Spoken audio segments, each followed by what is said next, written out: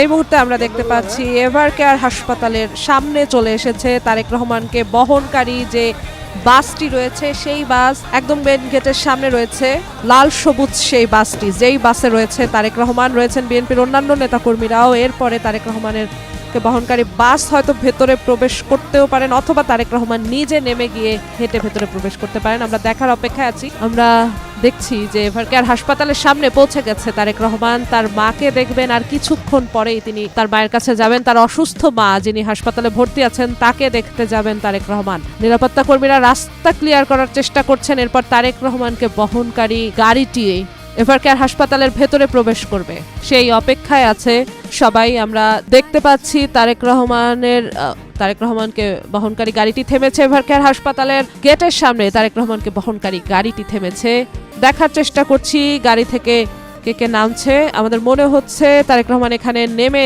হেঁটে হেঁটে ভেতরে প্রবেশ।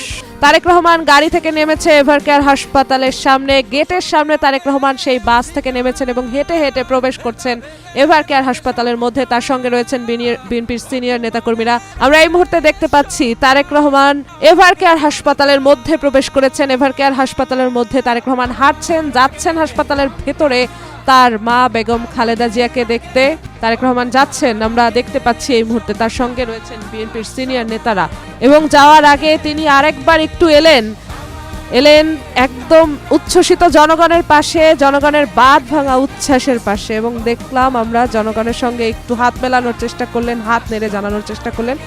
আবার তিনি এগিয়ে যাচ্ছেন তার মাকে দেখতে, হাসপাতালের দিকে যাচ্ছেন। মুহূর্তে তিনি এভারকেয়ার হাসপাতালে আছেন, তিনি হাসপাতালে তার মা যেখানে ভর্তি আছেন সেখানে যাচ্ছেন। আমরা দেখতে পাচ্ছি তারেক রহমান হাসপাতালের ভেতরে হাঁটছেন, আবেগতাড়িত হচ্ছেন, বারবার জনগণের সঙ্গে কথা বলার চেষ্টা করছেন, সবার সঙ্গে কথা বলছেন। আমরা দেখছি তারেক রহমান ভেতরে ঢুকলেন, হাসপাতালের ভেতরে প্রবেশ করলেন তারেক রহমান।